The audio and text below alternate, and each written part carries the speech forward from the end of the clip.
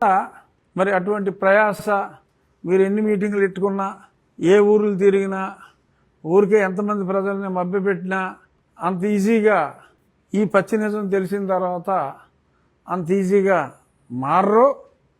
ఖచ్చితంగా నేను మరొక్కసారి చెప్పేది, సౌండ్ పొల్యూషన్ దేవాలయం అయినా చర్చ్ అయినా మీకు న్యూసెన్స్గా ఉన్న దగ్గర అది తీయించే హక్కు మీకుంది.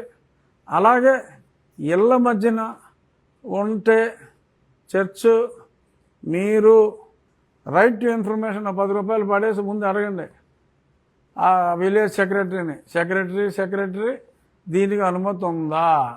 ఖచ్చితంగా అనుమతి లేదనే చెప్తాడు.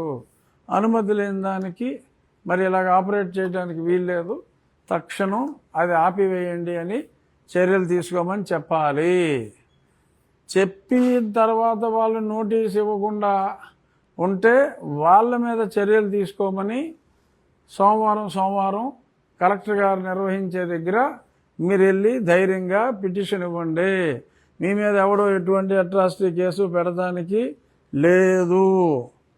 వాళ్ళ హిస్టరీ కూడా తీసుకుని మీ దగ్గర రెడీగా ఉంచుకోండి. ఎన్నో సంవత్సరాలుగా మనం అందరం వీరి అట్రాసిటీస్కి గురయ్యాం. నేను కూడా గురయ్యాను. నా మీద 6-7 కేసులు వేశారు. అలాగే ఎంతోమంది మీద ఎన్నో కేసులు వేశారు. ఈ అట్రాసిటీస్కి హక్కు లేకుండా, కేసు పెట్టే హక్కు లేకుండా ఇన్నాళ్ళుగా అట్రాసిటీస్ భరించాం. ఇంకా భరించే శక్తి మనకి లేదు, అవసరం కూడా లేదు. కాబట్టి మన హక్కులు మనం తెలుసుకొని రాజ్యాంగబద్ధంగా మనకున్న హక్కులేమిటి అనేది ప్రజలందరికీ మీడియా ద్వారా, ఇది నా నియోజకవర్గ ప్రజలకే కాదు రాష్ట్ర ప్రజలందరికీ కూడా అవసరమైన సూచన. గౌరవ ముఖ్యమంత్రి గారు ప్రజా దర్బారు ఎందుకు ఎమ్మెల్యేలు పెట్టాలి అని చెప్పి అన్నారో నాకు ఇప్పుడు స్పష్టంగా అర్థమైంది.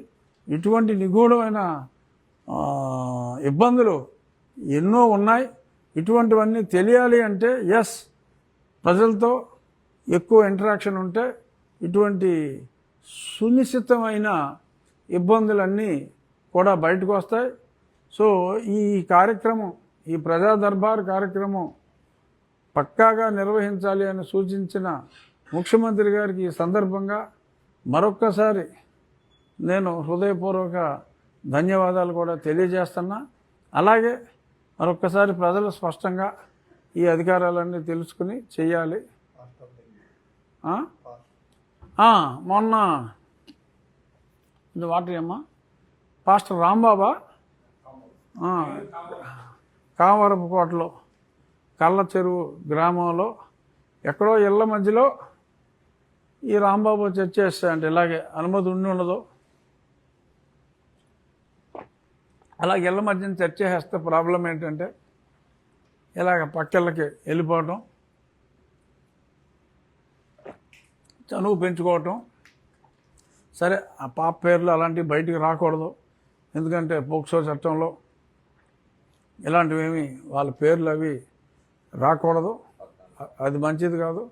పాపం 14 ఏళ్ల అమ్మాయి ఇతను మాయమాటలు చెప్పి మరి దానికి కూడా మధ్యలో వారి దేవుణ్ణి వాడి మరి ఆ బాలికని గర్భవతిని చేసి మళ్ళీ దానికి ట్యాబ్లెట్లు ఎక్స్ట్రా డోసులు వాడి ఆ అమ్మాయి పాపం చావు బతుకుల్లో ఉంది. భగవంతుని దయ వల్ల బతకాలి. ఎందుకు జరుగుతుంది ఇది?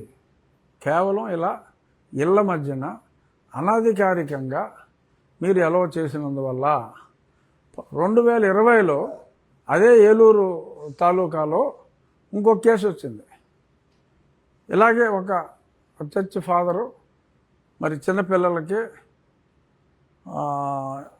చాక్లెట్లు, మత్తు పదార్థాలు లాంటివి ఒక కుటుంబంలోని పిల్లలకి ఏదో డ్రగ్స్ లాగా ఇచ్చి వాళ్ళని కొంచెం వశపరుచుకునే విధంగా బిహేవ్ చేస్తున్నట్టుగా ఒక కేసు కూడా రిజిస్టర్ అయింది. సరే మళ్ళీ ఆ తర్వాత కేసు వివరాలు ఏమని అనేది బయటికి రానివ్వలేదు, ఎందుకంటే వాళ్ళ లాబీ అలాంటిది.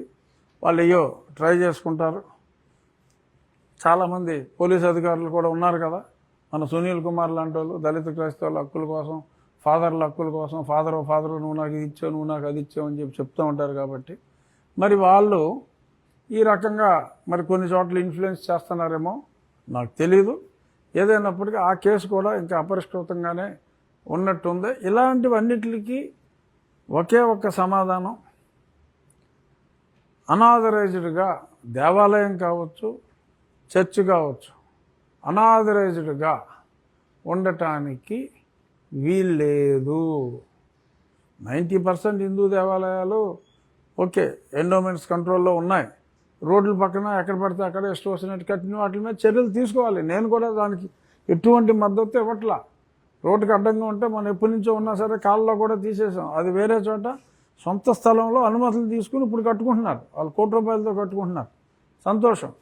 కానీ ఇలాగ రోడ్ల మీద, కాలువగట్ల మీద కట్టింది చర్చ్ అయినా దేవాలయం అయినా సరే ఉండటానికి వీల్లేదు. ప్రజా జీవితానికి ఆటంకం కలిగించకూడదు, ప్రజల మూమెంట్కి ఆటంకం కలిగించకూడదు. రేపు కాలువ రిపేర్ చేయాలంటే అక్కడ రోడ్డు మూసేశారనుకోండి, ఒక చర్చ్ కట్టు, ఒక దేవాలయం కట్టు. డెఫినెట్గా మసీదులు అలాంటి చోట్ల ఎవడో కట్టలా, నేను ఎక్కడ చూడలా. అనాధికారికంగా ఎక్కడ పడితే అక్కడ మసీదు వాళ్ళు చాలా సిస్టమేటిక్గా ఉంటారు. వాళ్ళ సొంత స్థలాల్లో కట్టుకుంటున్నారు. ఎక్కడైనా చిన్న చిన్న ఎంకరేజ్మెంట్లు ఉన్నా చెప్తే తీసేస్తున్నారు, ఇబ్బంది లేదు. దేవాలయాలతోటి అక్కడక్కడ ప్రాబ్లం ఉంది, చర్చిలతోటి ఎక్కువగా ఉంది.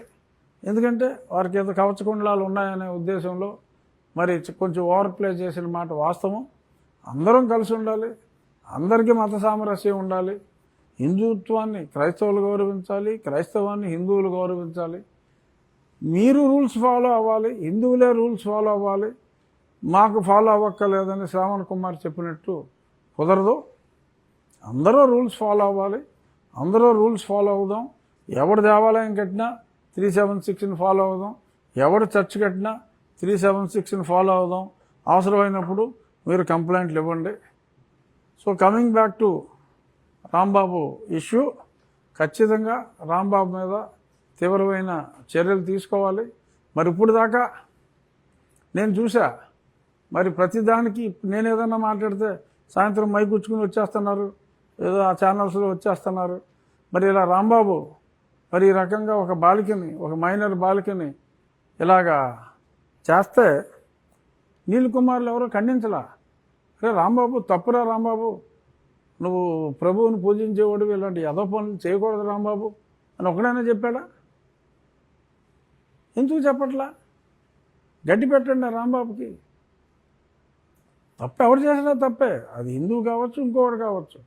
బట్ ఇక్కడ ఈ తప్పుని ఒక రకంగా ప్రోత్సహించింది ఇండైరెక్ట్గా ప్రభుత్వం చేతకంతనం. ఎందుకంటే ప్రభుత్వం నియంత్రించట్లేదు. ఎందుకు నియంత్రించట్లేదు? నేను మొన్న నోటీసులు ఇచ్చినప్పటికీ కూడా కొన్ని చోట్ల చెప్తున్నారు, ఇమ్మని చెప్పినా కూడా కొన్ని చోట్ల ఇవ్వలేదంట. ఎవరో అధికారులు చెప్పారంట నోటీసులు ఇవ్వద్దని. ఎలా చెప్తారు? ఇవ్వద్దని చెప్తే ఇవి అవుతాయి, కడుపులో అవుతాయి. రేపు ఎవరు బాధ్యులు? ఆ బాలిక గర్భానికి ఎవరు బాధ్యులు? అనధికార దేవాలయం మీద, ఆ ప్రార్థనాలయం మీద చర్యలు తీసుకోకుండా ఆ ప్రార్థనాలయం అక్కడ ఉన్నందువల్లే కదా రాంబాబు ఒక బాలికని చెరపట్టగలిగాడు. మరి ముందే ఆ రూల్ని ఫాలో అయి ఉంటే అది ఉండేది కాదు కదా. మరి దీనికి ఎవరు బాధ్యులు? ఇప్పుడు ఏలూరు కలెక్టర్ తీసుకుంటుందా బాధ్యత? అక్కడ పోలీస్ అధికారులు ఆ ఊరు సెక్రటరీలు తీసుకుంటారా బాధ్యత? విచ్చలవిడిగా వదిలేసి ఎక్కడ పడితే అక్కడ ఇళ్ల మధ్యన తీర్మానాలని ఓట్ల రాజకీయం కోసం చర్యలు తీసుకోకుండా వదిలేసి ఇవాళ ఎవరో ఆ చిన్న పాప, ఆవిడ జీవితానికి ఏంటి? సరే పేర్లు చెప్పకుండా ఏమి చెప్పకుండా మనం ఉంటాం. అయినా సరే ఆ పాప జీవితం ఈరోజు ఇలా అయింది అంటే దానికి కారణం అధికారుల అలసత్వం కాదా? రాజకీయ నాయకులు ఓట్లు చేసే ఎదవ రాజకీయాలు కాదా? నేను చెప్పేది ప్రజాస్వామ్యబద్ధంగానే రాజకీయాలు చేద్దాం. ఎవడో ఓటు కోసం మనం చూసుకుని వాళ్ళని మనం నియంత్రిస్తే వాళ్ళు మనం ఓటేయరు అనే సంకుచిత స్వభావంతో మనం యాక్ట్ చేస్తే బలైపోయే వాళ్ళ జీవితాలకి సమాధానం ఎవడు చెప్తాడు? ఎందుకు మనం చేసుకున్న చట్టాలని మనం ఫాలో అవ్వాలి అంటే ఎవరి కోసం ఎందుకు భయపడాలి? తెలీదు, అర్థం కాదు. రేపు 14వ తారీఖు నేను పుట్టినరోజు, నన్ను కొట్టిన రోజు. 5 సంవత్సరాలు అవుతుంది నన్ను కొట్టి. అతిగతి లేదు. A1 ఇప్పుడు దాకా ఏదో ఒకసారి పిలిచి హలో హలో అన్నట్టుగా ఉన్నారు. బరి తెగించి బజార్లో అమ్మటా తిరిగి మాట్లాడుతున్నాడు నోటుకు వచ్చినట్టు. ఒక ప్రభుత్వ ఉద్యోగాలు ఉండి తిరగడానికి లేదు, చర్యలు లేవు. సరే, 5 సంవత్సరాలు పూర్తయ్యే సందర్భంలో నాకు అది గుర్తొచ్చింది. అందుకని నేను ఎమోషనల్గా చెప్పా. సరే, ఎన్ని రోజులు బజార్లు అమ్మటా పడి తిరుగుతారో, ఎన్ని రోజులు తిరగనిస్తారో చూద్దాం. రాజకీయ నాయకుల వరకు మీరు ఈ దళిత క్రైస్తవ కోసం మాట్లాడతారు. ఈ సునీల్ కుమార్ గారు ఎస్సీ కింద ఉద్యోగంలో చేస్తారు. ఆయన మీద ప్రభుత్వం కానీ కేంద్ర ప్రభుత్వం కానీ ఎటువంటి చర్యలు తీసుకోలేదు. కారణం ఏంటి సార్? తెలీదు కారణం.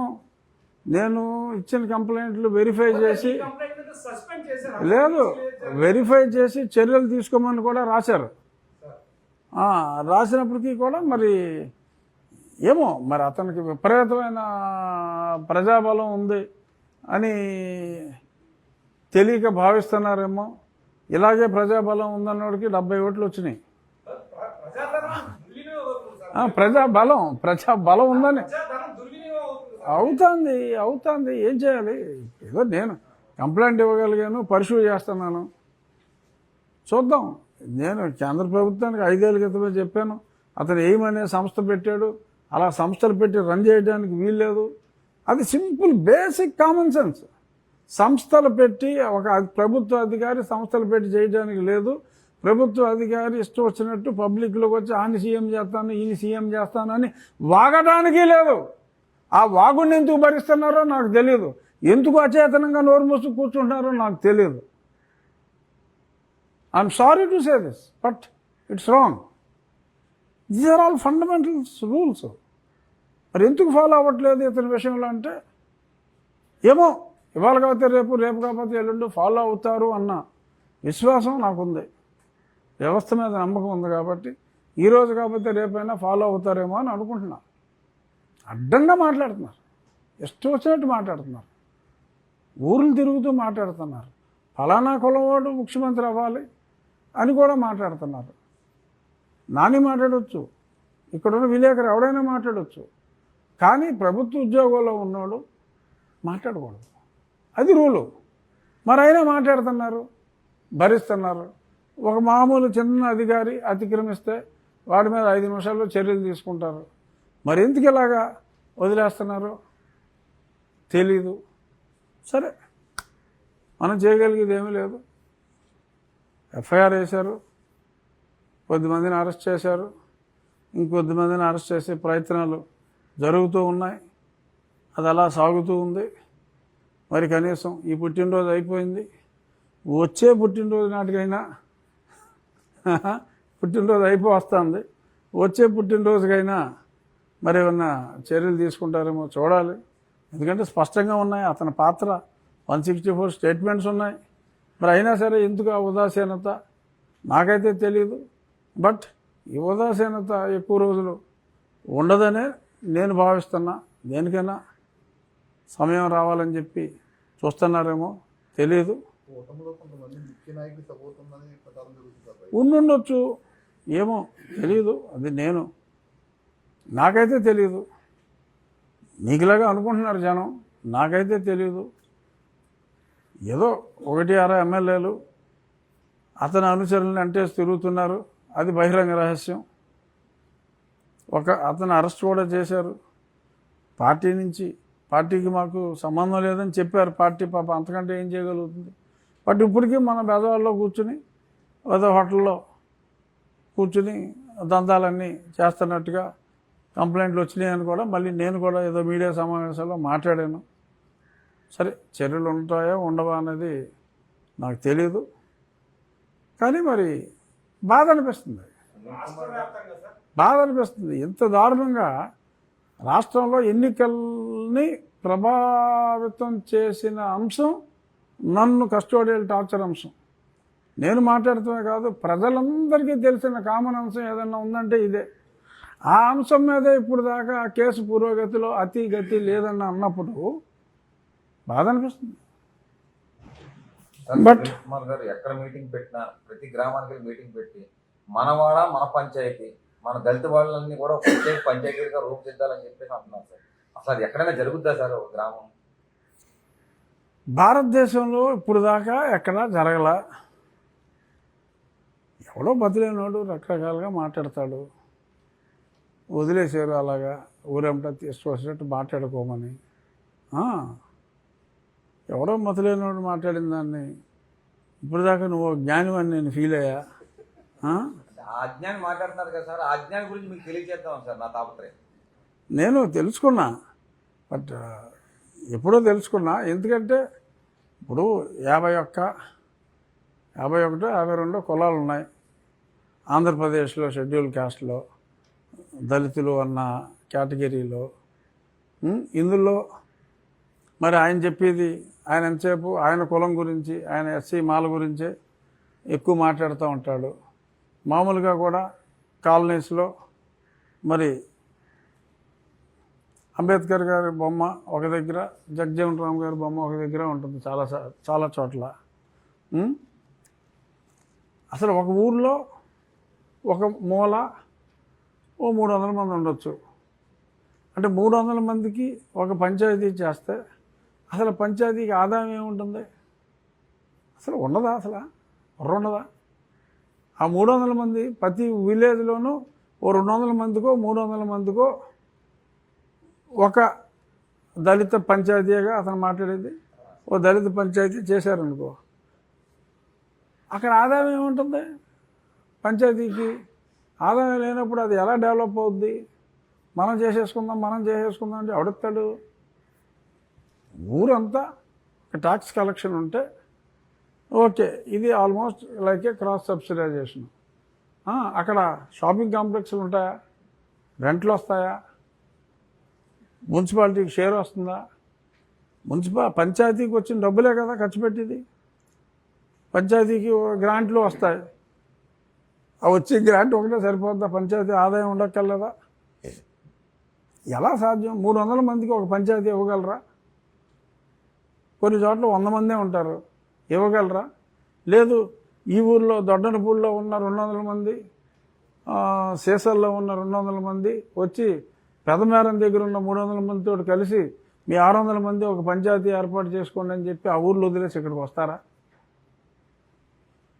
ఏదో అట్రాక్ట్ చేసి ఏదో మాట్లాడటం కోసం ఎవడో పనికి మాలినోడు ఏదో మాట్లాడాడన్న వీటిలో దాని గురించి ఇంకా చర్చ అనవసరం.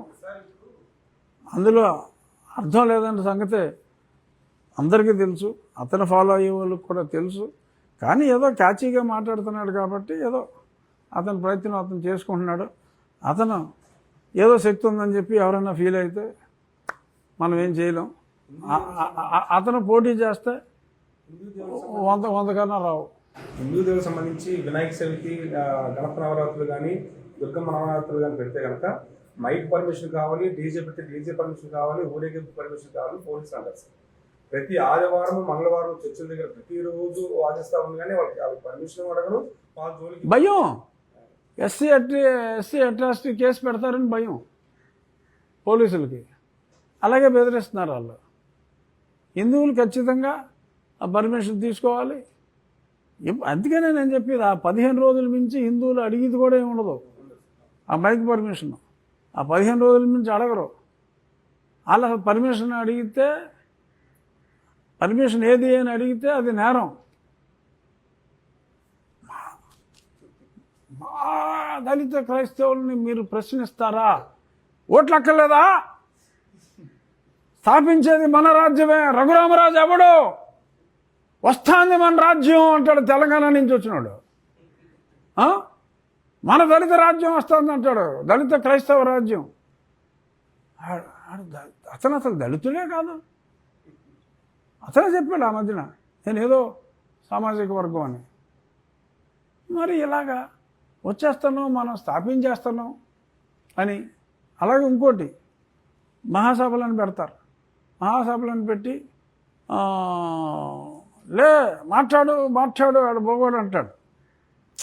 మొగాషన్స్ తీసుకొస్తారు, వచ్చేసి మాటలు అంటాడు.